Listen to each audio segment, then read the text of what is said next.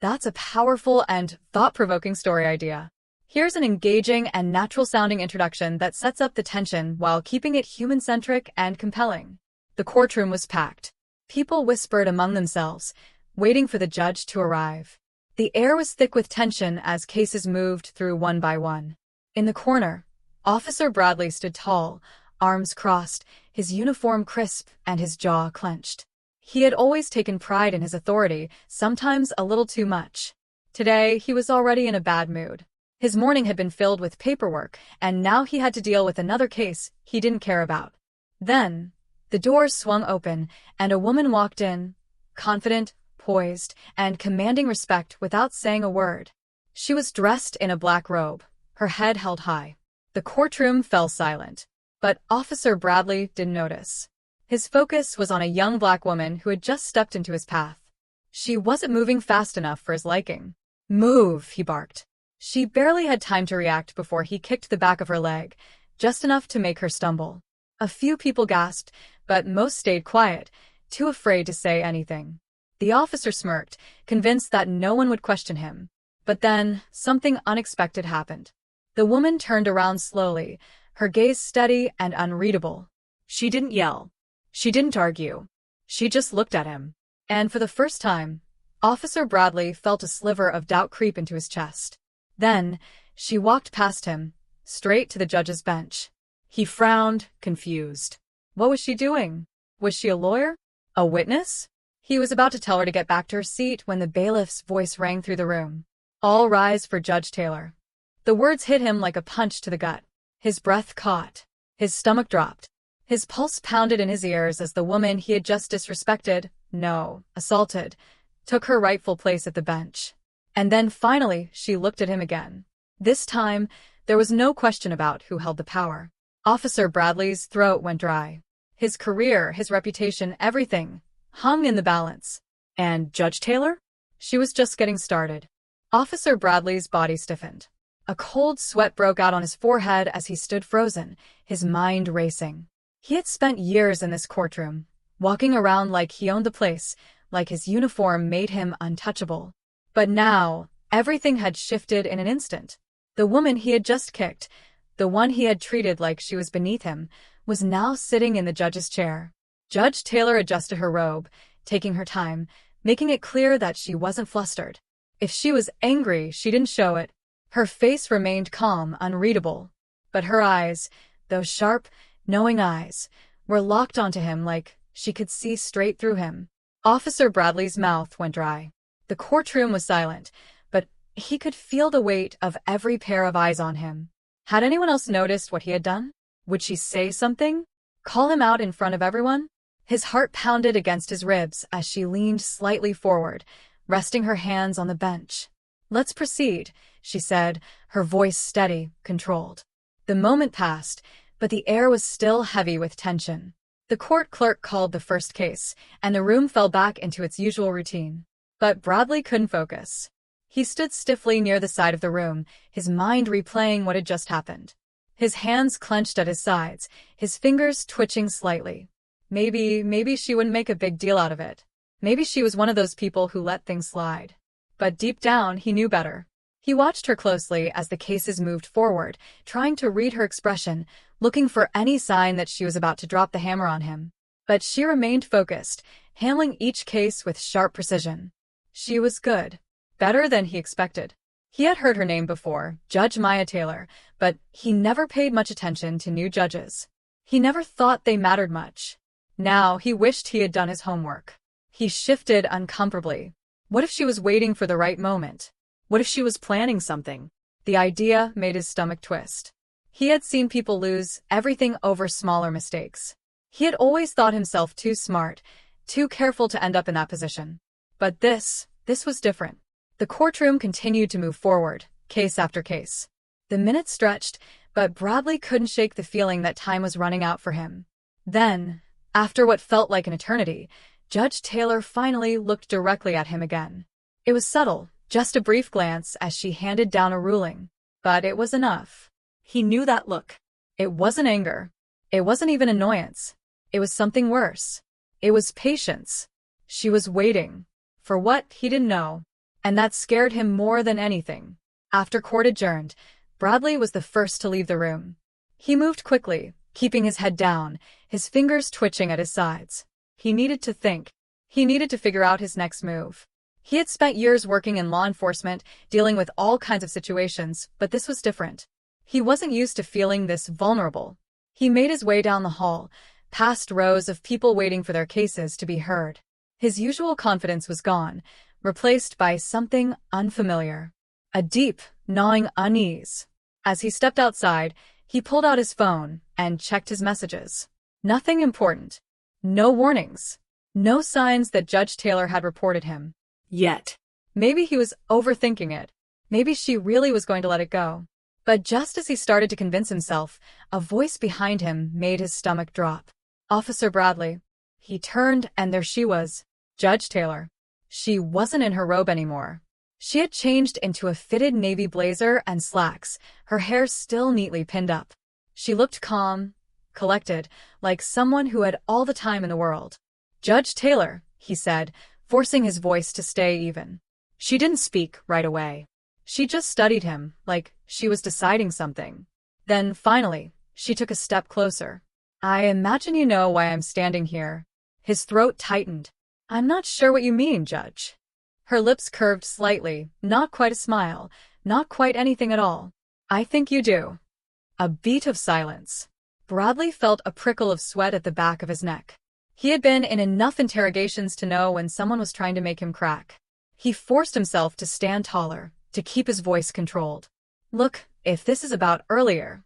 It is, she interrupted smoothly. I want to hear your explanation. Her tone was neutral, but there was something sharp underneath. A quiet power. Bradley hesitated. He could lie. Make up something about her being in the way, about it being an accident. But somehow, he knew that wouldn't work with her. She wasn't someone who would believe a weak excuse. I didn't realize who you were, he said finally, choosing his words carefully. Her expression didn't change. Would it have made a difference? He opened his mouth, then closed it. Because the answer was obvious. And she knew it. Another beat of silence. Then she sighed. I've seen officers like you before, she said, her voice quiet but firm. You think authority means control. That a uniform gives you power over people instead of responsibility for them. His jaw tightened. That's not true. Isn't it? Her gaze didn't waver. He swallowed hard, the weight of her words settling over him. She shook her head slightly. The question is, Officer Bradley, what are you going to do now? The way she said it made his stomach twist. Because it wasn't a question. It was a challenge. And he had no idea how to answer. Bradley felt the weight of Judge Taylor's words pressing down on him. His instincts told him to push back, to remind her that he was the one who kept order in the courtroom, the one who made sure things didn't fall apart. But something about the way she looked at him, calm, unwavering, made him hesitate. He wasn't used to feeling out of control. And yet, in that moment, he realized something unsettling. She wasn't just confronting him. She was watching him, studying him, waiting to see what kind of man he really was. A part of him wanted to brush it off, to act like it wasn't a big deal, but deep down, he knew that wasn't going to work. Not with her. He had crossed a line, and she wasn't the type to let things slide. But she also hadn't made her move yet, which meant she was giving him a chance. Bradley took a slow breath, forcing himself to stay composed. What do you want me to say? He asked finally. Judge Taylor tilted her head slightly, as if considering the question. Then, after a moment, she said, I want to know if you understand what you did. Her voice was even, controlled, but there was something sharp in it. She wasn't asking for an apology. She was asking for the truth. Bradley hesitated. His first instinct was to deflect, to say it had been a mistake, that it hadn't been personal. But something about the way she looked at him told him she wouldn't accept that. And maybe he didn't want to say it either. He ran a hand over his face, feeling the tension in his muscles. I don't know, he admitted. It wasn't the answer he wanted to give, but it was the only honest one he had. Judge Taylor studied him for a long moment, then nodded, just once. That's a start, she said. Then she turned and walked away. Bradley stood there, feeling the tension settle deep in his chest. He didn't know what that meant, if she was going to let it go, or if she was planning something. But one thing was clear. This wasn't over. That night, Judge Taylor sat in her office, staring at the case files spread out in front of her. The glow from the desk lamp cast long shadows across the room, but she barely noticed. Her mind was still on what had happened earlier. She had dealt with men like Officer Bradley before, officers who thought their badge gave them power instead of duty. But something about him felt different. He had expected her to retaliate, to call him out in front of everyone. Instead, she had given him time. The question was, what would he do with it? She wasn't naive. She knew that people didn't change overnight. But she had seen something in his eyes. Hesitation, uncertainty. That was what made the difference. He wasn't just angry at being caught. He was struggling with something deeper. A soft knock on the door pulled her from her thoughts. She looked up to see her assistant, Erica, peeking in. "Long day?" Erica asked, stepping inside and setting a cup of coffee on the desk. "You could say that," Judge Taylor replied, leaning back in her chair. Erica hesitated, then sat down across from her. "I heard about what happened with Bradley," she said carefully. "Are you planning to report him?" Judge Taylor sighed, tapping her fingers against the desk. "I don't know yet." Erica raised an eyebrow. "That's not like you." She smiled slightly. "No, it's not." There was a long pause before Erica spoke again. "I get it. You want to see what kind of man he is before making a decision." Judge Taylor nodded. "If I report him now, it's just another complaint in his file. It won't change anything. But if I handle this the right way, maybe it will." Erica studied her for a moment, then gave a small smile. "You always did like the long game." Judge Taylor chuckled, though her mind was still heavy with thought. "Let's hope it's worth it." Across town, Bradley sat in his car outside a quiet diner, staring down at his coffee. The streetlights cast an orange glow through the windshield, and the faint hum of passing traffic filled the air. He had been sitting there for nearly an hour, lost in his thoughts.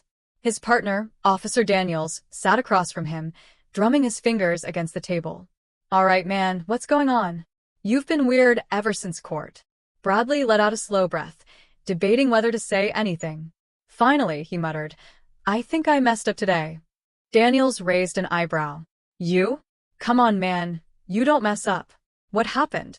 Bradley hesitated, then shook his head. "It doesn't matter." Daniels leaned back, crossing his arms. "If it didn't matter, you wouldn't be sitting here staring at your coffee like it personally offended you." Bradley exhaled sharply, rubbing the back of his neck. "I crossed the line with someone today. And now I don't know what's going to happen." Daniels frowned. "Who?" Bradley hesitated before answering. "Judge Taylor." Daniels let out a low whistle. "Oh man, that's bad." "Yeah," Bradley muttered. Daniels studied him for a moment, then shrugged. "So what? Worst case, she reports you. You get a slap on the wrist, maybe a suspension." Bradley shook his head. "It's not just that. It's the way she looked at me. Like she was waiting to see what I do next." Daniels smirked. "Sounds like she's playing mind games with you." "Maybe," Bradley said. But deep down, he knew it was more than that. Daniels leaned forward, lowering his voice. "Look, man, I get it. Nobody likes being put under a microscope. But at the end of the day, you're the one who decides what happens next." Bradley looked up at him, something tightening in his chest. "You saying I should apologize?" he asked. Daniels let out a short laugh. "I'm saying you should figure out who you are, man. That's what she's waiting for, right?" Bradley didn't answer, because he wasn't sure he knew. Back in her apartment, Judge Taylor sat by the window, watching the city lights flicker in the distance. She had been here before, standing at this same crossroads, wondering if someone was capable of change. Some people never did, but some did. And the real test wasn't about punishment. It was about seeing who would step up and who would fall. She took a slow sip of her tea, staring out at the night sky. By morning, she would have her answer. The next morning, Bradley walked into the courthouse feeling a weight in his chest. He had barely slept. His conversation with Daniels kept playing in his mind. "Who are you?" That question had unsettled him more than anything Judge Taylor had said. Because for the first time, he wasn't sure of the answer. As he stepped into the hallway leading to the courtroom, he noticed people glancing at him, subtle, but noticeable. He had always been aware of how people looked at him, how they responded when he walked into a room. Usually it was with respect. Or fear. Either worked. But today it felt different. Like they knew something. Like they were waiting. His pulse quickened as he entered the courtroom. Judge Taylor was already seated at the bench, looking over paperwork. Her expression was unreadable, but Bradley could feel her presence, the weight of her awareness. She hadn't forgotten. She was just waiting for the right moment. He moved to his usual spot, keeping his posture stiff, controlled. But inside, his nerves were twisting. What was she going to do? Was she going to call him out? Did she already file a complaint? Would she do it in front of everyone? The court session began, case after case, moving forward. But Bradley wasn't really hearing any of it. He kept his eyes forward, but his focus was on her, waiting for the moment she would strike. And then it came. A young black man was brought in, handcuffed, wearing a plain white t-shirt and jeans. He looked barely out of his teens. His eyes darted around, cautious, defensive. Judge Taylor adjusted her glasses and looked at the file in front of her. Mr. Carter, you're being charged with resisting arrest and obstruction of justice. Do you understand the charges against you? Yes, ma'am, the young man said, his voice tight. Judge Taylor's eyes flickered up to Bradley, just for a second. It was quick, but he caught it. Then she looked back at the defendant. Tell me what happened. The young man hesitated, then shifted in his seat. I was walking home from my friend's house. Officer Bradley and another cop stopped me, asked for my ID. I gave it to them. Then they said I looked like I was up to something. I told them I was just walking home. Bradley's stomach turned to stone. Judge Taylor was still watching the defendant, but Bradley could feel the room shifting, feel eyes beginning to drift toward him. The young man took a breath. I told him I wasn't doing anything wrong, that I just wanted to go home. But Officer Bradley pushed me against the car and told me to stop talking back. I wasn't fighting him. I swear I wasn't. But he said I was resisting. A cold sweat broke out at the back of Bradley's neck. He remembered that night. It had been a routine stop. Another kid on the street. Another interaction that meant nothing to him at the time. But now it was under a microscope. Judge Taylor leaned forward slightly. Officer Bradley, is this report accurate? His throat tightened. The whole courtroom was silent. He could feel people watching him, waiting. His hands clenched at his sides. He could say the kid was lying. He could insist that everything had been by the book. He had done it before. But this time, something felt different. Judge Taylor was looking at him, calm and patient, just like she had the day before. But beneath that patience, there was something else. A challenge. This was it. This was the moment. Every instinct screamed at him to defend himself, to protect his position, his career, his power. But for the first time, he hesitated. Because in that split second, he saw himself, saw what Judge Taylor saw. Not a protector. Not a man of law. A man who had spent years walking just past the line, trusting that no one would ever hold him accountable. And now, finally, someone was. His heart pounded against his ribs. His mouth felt dry. He could feel the weight of every choice he had ever made pressing down on him. The courtroom was waiting. Judge Taylor was waiting. And in that moment, for the first time in his life, Bradley wasn't sure if he could live with the man he had become. The silence in the courtroom stretched, thick and suffocating. Bradley's heartbeat pounded in his ears, the weight of the moment pressing down on him like an invisible force. Every eye in the room was on him, waiting for his response. He knew whatever he said next would define him, not just to the judge, not just to the people in the courtroom, but to himself. He could lie. It would be easy. He had done it before. He could stick to his story, insist the young man had been resisting, turn the narrative in his favor like so many others had done. But for the first time, he didn't want to. His jaw tightened. His hands curled into fists at his sides. He forced himself to look at the young man in front of him, the fear in his eyes, the exhaustion. He wasn't looking at Bradley like an officer of the law. He was looking at him like an enemy. And maybe, for the first time, that's exactly what Bradley had been. Judge Taylor's voice cut through the silence. Officer Bradley. It wasn't a question. It was a summons. Bradley swallowed hard. His voice cracked slightly, and he hated how small it sounded. He cleared his throat and tried again.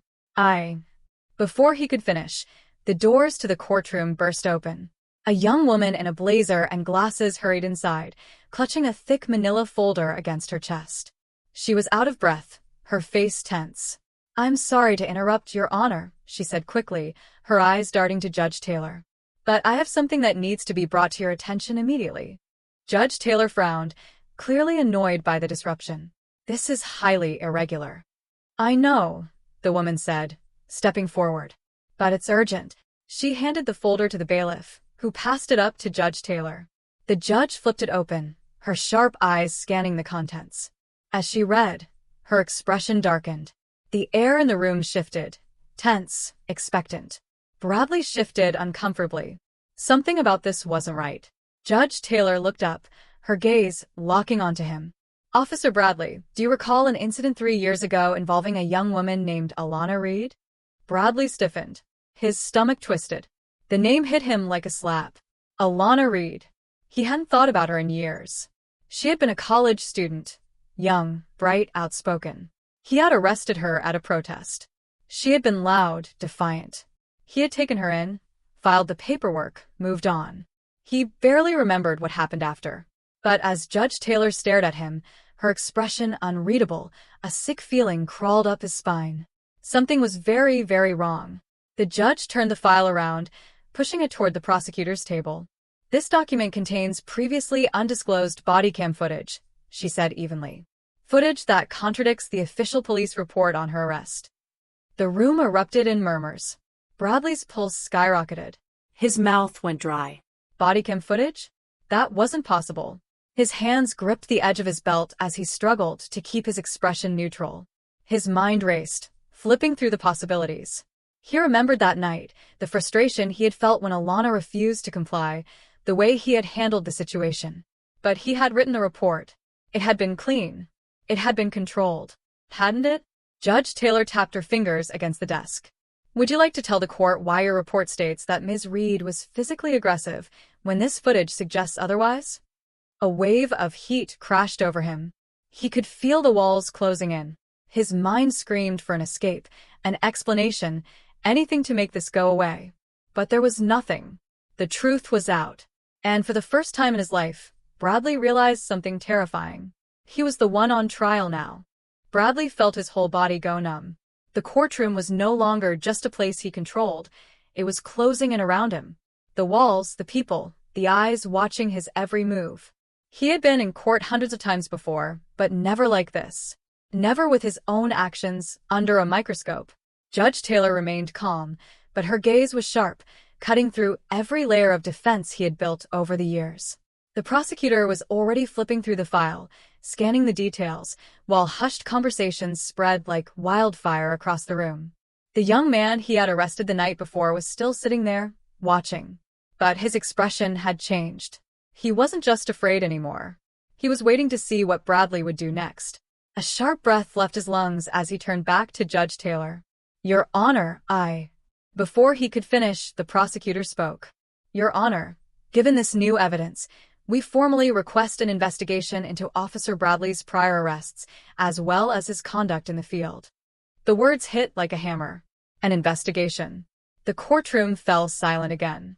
Judge Taylor's expression didn't change. She had been expecting this. Maybe she had been waiting for it. Bradley clenched his fists at his sides, his heart hammering. He could deny everything. Fight it. Say the footage was out of context, that the reports were accurate. But for the first time in his life, he hesitated. Because deep down, he knew the truth. The silence stretched. His pulse pounded. Then finally, he exhaled. Your Honor, he said, his voice quieter now, rougher. I'd like to request a private conversation with you and the prosecutor. Murmurs rippled through the room. Judge Taylor studied him, then gave a slow nod. Court will recess for 15 minutes. As the courtroom emptied, Bradley remained frozen in place, his mind racing. He had spent years convincing himself that what he did was just part of the job, that the reports he filed were just details, that the way people reacted to him was their problem, not his. But now, with nowhere left to run, he wasn't sure if he had been upholding the law or breaking it. 15 minutes later, in Judge Taylor's private chambers, Bradley sat across from her and the prosecutor, his hands clasped tightly together. The room was smaller, quieter, but the weight of the moment felt just as heavy. You have two options, the prosecutor said, flipping through the file. We can move forward with a full investigation, or you can cooperate. Bradley swallowed hard. And if I cooperate? Judge Taylor leaned forward slightly. That depends on how honest you're willing to be. The room fell into another heavy silence. Bradley looked down at his hands. His fingers twitched. The words sat on the edge of his tongue, but they were hard to say. Then, finally, he let them out. There are things in those reports that aren't true, he admitted. Not just this case. Others, too. He felt the shift in the air. The prosecutor stiffened. Judge Taylor didn't move, but something in her expression softened. Just slightly. He forced himself to keep going. If you dig through everything, you'll find mistakes. Decisions I made in the moment, reports that were adjusted, situations I thought wouldn't come back to haunt me. He let out a bitter laugh. Looks like I was wrong. Judge Taylor sat back, watching him. Are you admitting to falsifying reports? His jaw clenched. He had never said those words out loud before. But what was the point of running now? Yes, he said. The prosecutor exhaled, jotting something down.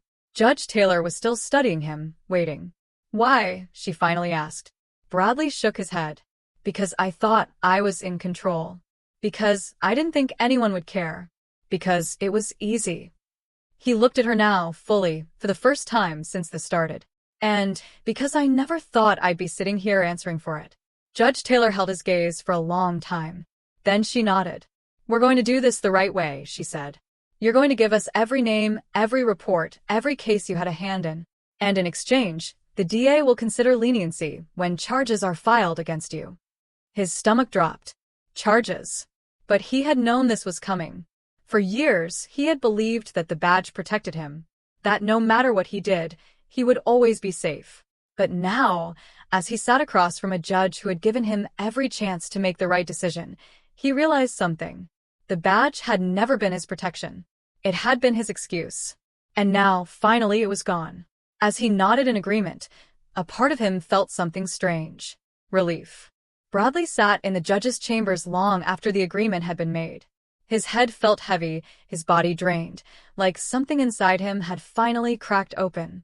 He had spent years walking the fine line between truth and deception, convinced that as long as he wore the badge, he was on the right side of the law. But now, stripped of that illusion, he felt something he hadn't felt in a long time, uncertainty. Judge Taylor watched him for a moment before speaking. I meant what I said. You have a chance to do this the right way. Bradley gave a short, tired laugh. And what happens after? I lose my job, my reputation?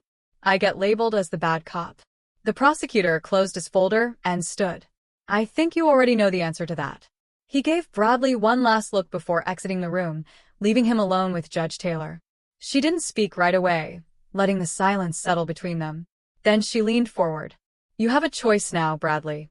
You can walk away and keep blaming the system, pretending this is just how things work. Or you can own what you've done, accept the consequences, and try to be better. Bradley scoffed. You really think that makes a difference? Judge Taylor's expression remained calm. It does to the people whose lives you've affected. The words hit him harder than he expected. He thought of the young man in the courtroom, the way he had looked at him, not just with fear, but with expectation. Like he was waiting to see if Bradley would keep pretending or finally face the truth. He thought of Alana Reed, the student he had arrested all those years ago. He had barely remembered her name until today, but she had probably never forgotten his. To him, she had been a case file. To her, he had been the man who took away her freedom. And he thought of Judge Taylor, standing in that hallway after he had shoved her, watching him with a kind of patience he hadn't deserved. She had known who he was, had seen right through him, and still, she had given him a chance to face himself. He let out a slow breath. So what now? Judge Taylor sat back, folding her hands on the desk. Now you tell the truth. Everything you've done. Every case. Every person who deserves justice. And you let the system do what it should have done a long time ago. Bradley nodded, his throat tight. It wasn't just about him anymore. In the days that followed, the investigation into his past cases was officially opened. The news spread quickly. Some officers turned their backs on him, calling him a traitor. Others, the ones who had never fully trusted him, simply watched, waiting to see if this was real or just another attempt to save himself. When the body cam footage of Alana Reed's arrest was made public, she came forward to speak about her experience. She wasn't angry in the way Bradley had expected. She was steady, firm, but her voice carried the weight of someone who had waited years to be heard. "I knew that night that I had done nothing wrong," she said in an interview. "But it didn't matter. Because when someone with power decides you're guilty, your truth doesn't always count. And that has to change." Hearing her words, Bradley felt something shift inside him again. He had been the one making those decisions, believing that his word held more weight than anyone else's. He had built his authority on the idea that people like Alana, like the young man in court, like Judge Taylor herself, would never be able to fight back.